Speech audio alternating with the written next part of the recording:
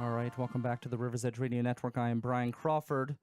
We're in Millville Studios, and I have Erika of The Working Breed right there. Hi. Hello, everybody. How are you? I'm good, thanks. How are you? I am well, thank you, and I'm very excited. We're going to be joining forces Yes. coming up this not this weekend, but next weekend on the 2nd, and we're going to be at the James Street Ballroom for the grand reopening party. So that's exciting, and I'm so glad that they were able to accomplish what they needed to accomplish to Yeah. get that place up and running again. Have you played there before? Yes, I have. I've played there for Deutschtown Music Festival, and I've This played year? there. This year we played that in Were that you ballroom. kicked out? We were not kicked out. You were not kicked out. We Okay. played earlier in the day, and it was so hot out, but all these people showed up. It was like manifest. It was just amazing, and but we were way earlier than when the thing got closed down. So, but one of the bands that's playing on September 2nd actually was supposed to be playing Oh, good. there on that day and didn't get to play. And that's 28 North, and they're going to be playing They're awesome, They're too. going to play the grand very good. reopening, so that's great. Now, did you know that there was a secret police force that went around and listened for audio? I actually am aware that there's a secret police force that does this. It's very strange, but I've seen them go around with their decibel meters, at the Rex, and they did a whole crackdown on the South Side, and Club Cafe had to change their capacity and all kinds of stuff like that. So, Well, according to the article in the city paper, the police just need to go in and hear the music. They don't actually have to provide any real hardcore evidence. They just need to listen. Well, they do come equipped with decibel meters, but that's too bad that they can do it on a sort of a more objective basis. So Yeah, it's crazy. It's weird. I personally don't understand how noise violations tie into liquor licenses. To me, that should be determined by your local municipality, but everybody likes to centralize everything and bring everything in. But yeah, I'm excited. I think it's going to be a cool experience. yeah, and it's it's sad that it had to go that way, but it's great that now James Street has got the air conditioning and soundproofing that really makes that place even it just boosts it. It's just going to catapult it into just yet another level of great venue to have bands. And I know they have partnerships now, I think, with maybe Gray Area, so they're putting shows there. So that's just going to be great for that venue and for the neighborhood. I was there for one of their fundraisers downstairs. They had a jazz jam session type of event, and Anton DeFade was there on it's on upright bass. I'm a big fan of his, but we're down there, I'm watching it, and Kevin Safner, the manager, he goes up on stage and he thanks everybody and he says, your support or whatever, and somebody from I can't remember what he said exactly, but it had something to do with we may have to, we may have had to shut the place down without people's support, and some guy yells from the back, "Not if we can help it!" And I thought that was really a cool thing, not because some guy was screaming from the back of the room, but it really showed the passion of the community that really came together to help save this awesome venue in Deutschtown. Yeah, and I think actually before Kevin had it, it was a venue there. I used to go there for banjo nights. The big banjo club used to play there in the ballroom, and I remember when it closed down for a while. I mean, I was just so sad that beautiful sort of place there was gone, and I was just so happy when Kevin picked it up and started making it a venue again. And it's great to see everybody rally, like the musicians and the community, the people who listen to music, everybody coming together so quickly too to make it happen. And now it's like it's done. It's finished. It's ready to be played in. It's amazing. And I'm surprised, I guess is the right word, at how quickly it turned around, how quickly they got the renovations done. I mean, they did not waste any time. No dilly-dallying. No, but I know he had to cancel a bunch of people. So that's all high pressure situation suddenly. Yeah, and that's got to be an awkward situation too, to have to call and cancel these shows. Absolutely. And I know it definitely would have to hurt their business as well when you look at situations like the jam sessions with Roger Humphreys. I don't know if you're familiar with that. Yeah, I love them. But every Thursday he plays upstairs, and they sell out the entire ballroom every Thursday. Yeah. So now you're moving that down to the Speakeasy, which is an awesome venue, and it's a venue that I love, but it's teeny tiny. Yes, so you're not getting near the traffic and near the footsteps coming through the building, and it makes a big difference.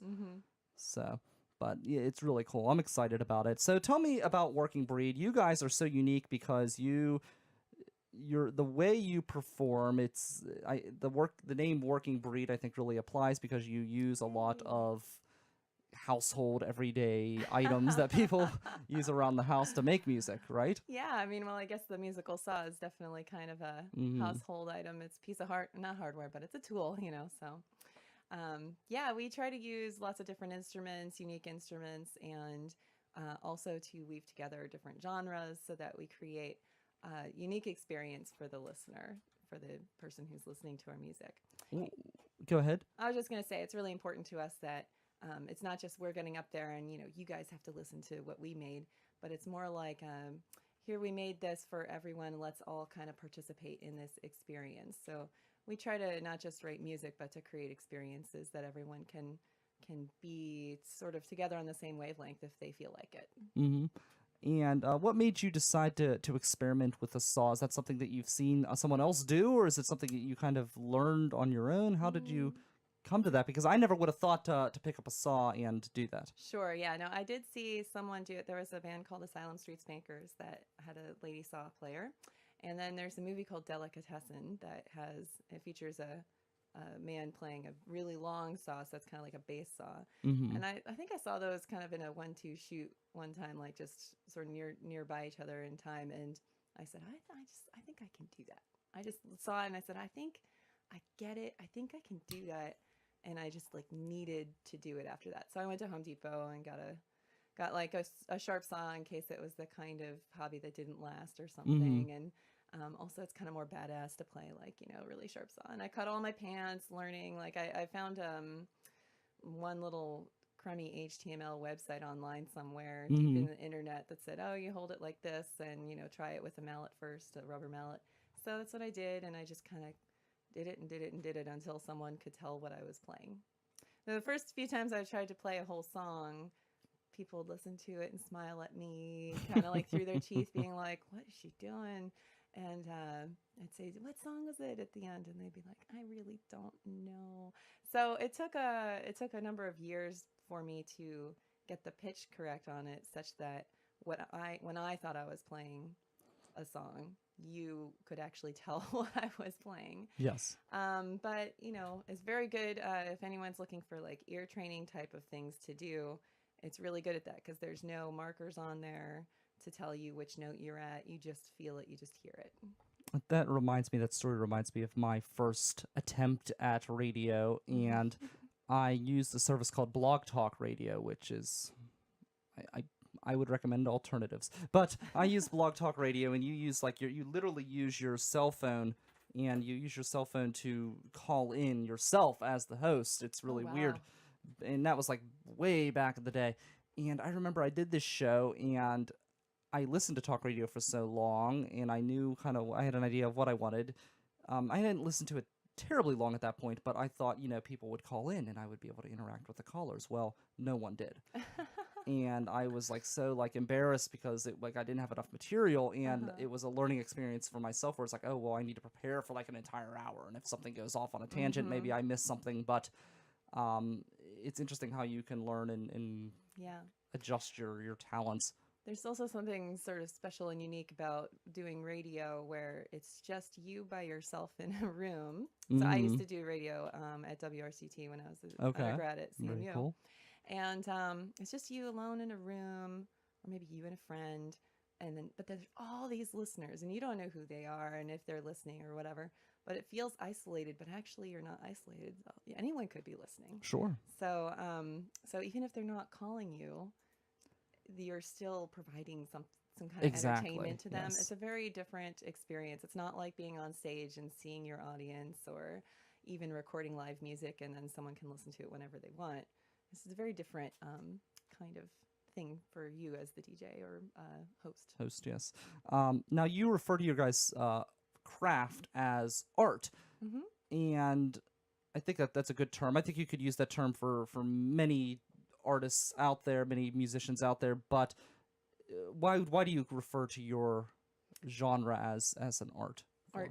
Art form. Yes, I agree with you that it could refer to a lot of things, which is partially why it fits us so well, because we go through two different genres. When we build songs, we build them with all of our different creative backgrounds and skills and inputs, and we kind of put them all together in a way that ends up being cohesive. So it's kind of like a big multi-person contribution painting in a way, but we make sure that everybody gets to have ownership over parts of all the songs.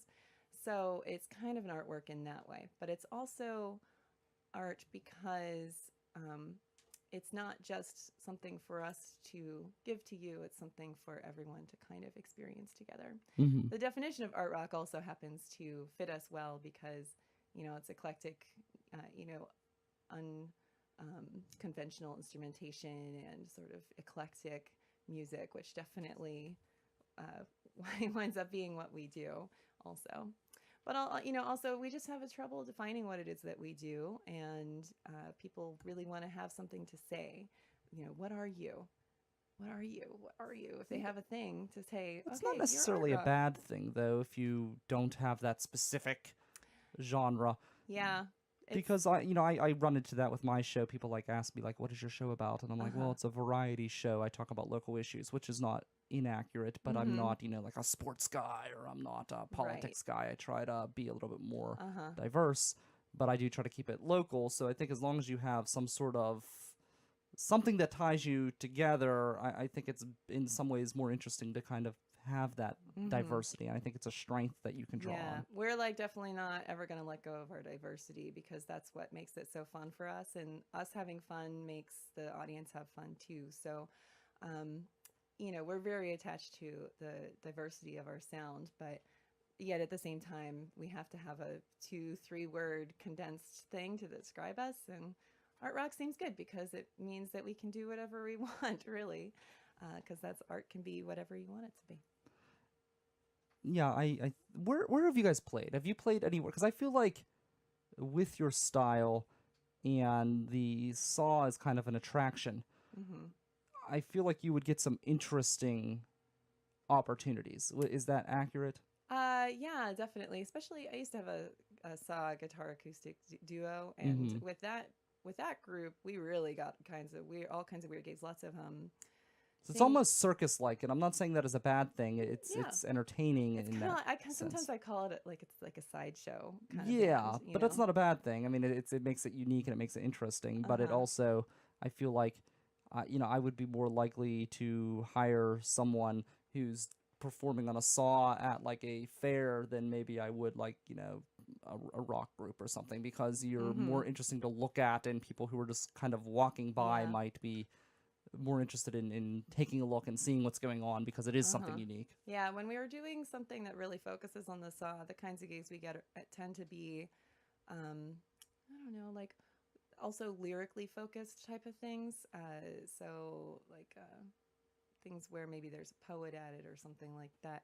Um, but when we're a full band, there's a lot of rocking and rolling going on. And I bring out the trombone and the trumpet and the keys, and there's this brass element, and there's all this funky stuff, and we got all these great beats and, just things that you can dance to. So we got a little bit of everything. So when we're playing as a full band, we can play absolutely anywhere. And we do all the local festivals, and we've played at the New Hazlitt Theater.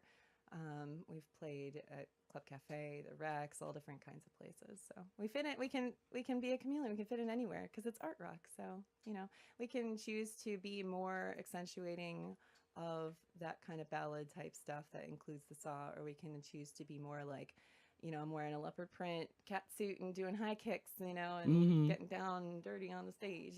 So lots of different things can happen with our music, which is nice.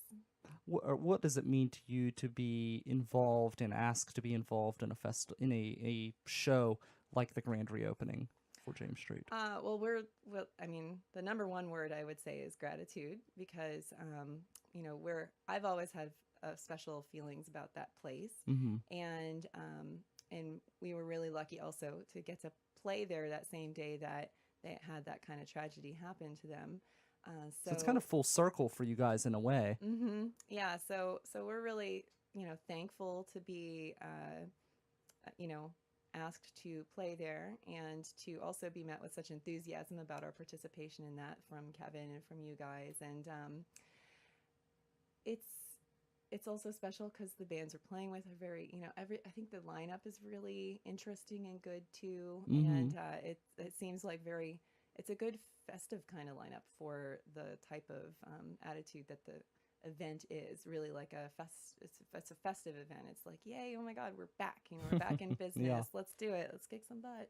And we're really glad that they view us as part of that experience. And we're gonna bring it, that attitude too, that enthusiasm. So we're really excited about it. I'm very grateful to get the opportunity to do it. Yeah, I'm looking forward to seeing you guys and checking it out. And speaking of checking it out, you have a possible sample size here on the River's Edge. You're gonna play a song for us, correct? Yeah, sure. It's going to be kind of funky because I can't play any of my instruments and sing. I play some instruments, but I can't sing and play any of them at the same time. Okay. So I'm going to do kind of like an a cappella / instrumental version of something, if that's okay. Yeah, sure. All right. And can I talk about the song for a minute too? Absolutely. Because I never talk about my songs, but this song is called Cicada, and it is likening a love relationship to the bug cicada, the cicada bugs. Yes. So Very they cool. have these life cycles that, they are buried underground, and then every few years they come out. Different cicadas have different lifespans. So like this was a year of cicada. They came out they were buried for 17 years, and then they came out and they were around for a little bit, and then they were gone again. They all, mate and die, and it's over very quickly relative to how long they spend burrowed in the ground. So it's kind of like a sad love relationship comparison, but that's what the song is about. And also it's a fitting saw song because cicadas are one of the loudest creatures per their body size on the planet, and they make this sound by rubbing their wings on their body, and where they rub their wings on the body changes the pitch of the sound, which is a lot like you can imagine the wings are like a bow and their body is like a saw. And how I make the saw change pitch is by bending it so it's in different parts of the saw that I hit it with a bow. So it's kind of like cool. playing kind of like playing like you're the cicada. I am the cicada. Yes. I am the cicada. Very cool. I'm excited to see this. And this is Erika of The Working Breed. You can catch her September 2nd at the James Street Ballroom grand reopening. Let's see this in action right now. Let's see how to do this. Hopefully you can hear this.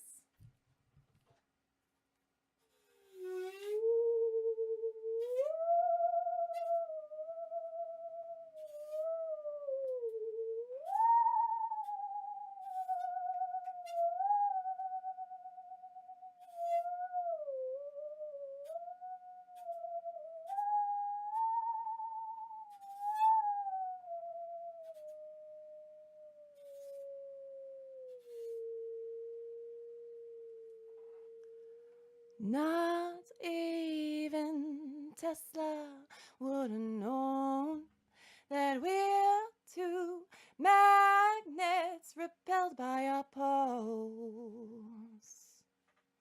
Are we two neutron stars? Surely strange at arm. Ain't no comfort for your soul. I can't believe you'd rather be under the radar than on me. You keep me for your close like it's art. Please, please, just break my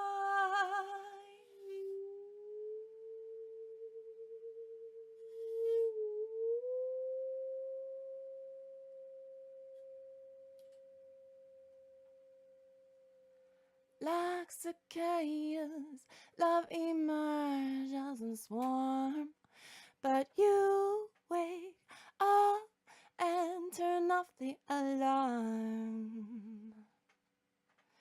I can't believe it. That's just for days. I guess I'm a snoozer anyway. I can't believe you'd rather be under the radar than under me. You keep me far, yet close like it's art. Please, please, please, just break my heart. Please, please, please, just break my heart. Please, please break my heart. Please, just break my heart.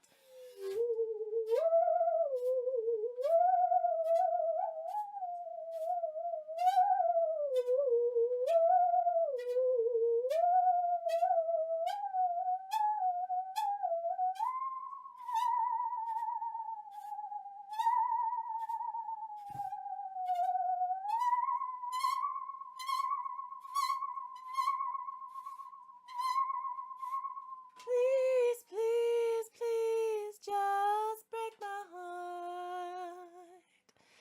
Please, please, please, just break my heart. Woo! Woo. Very cool. Love it. Thank you. And It's check. a unique performance because I've never played that all by myself, all a cappella. Really? Yeah. Well, there we go. So it's the first time right here at First time. riversedgepgh.com. Special for you and Veronica for today. Pittsburgh's voice for local music. Yep. So very cool. You can check out Erika on September the 2nd. It's a Friday, and it's going to be at the Ballroom at the James Street Gastropub and Speakeasy. That's right.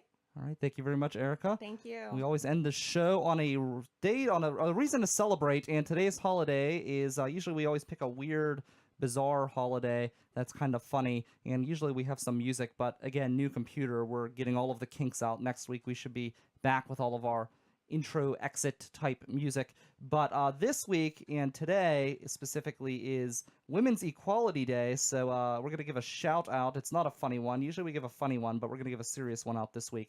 But we're going to give a shout out to Sarah Kramer. She's the business manager here at the River's Edge. Thanks to Katie Dudas of Awesome Cast, Amanda Narcisi of Bold Nights Out, Heather Nevels, our chief meteorologist here at the River's Edge Radio Network, and Christine Marie, our newest host, who is going to be starting soon. So those are all of the women of the River's Edge Radio Network. So a quick shout out to them here. But that's it for me. Don't forget, this Sunday we have Fishing Without Baked, which is a great way to kind of discover yourself and take ownership of your life. So stay tuned. Check that out this Sunday, Fishing Without Bait, here on the River's Edge Radio Network. I'm back on Monday. I'm Brian Crawford. That's Erika over there. Hi. You're listening to the River's Edge Radio Network.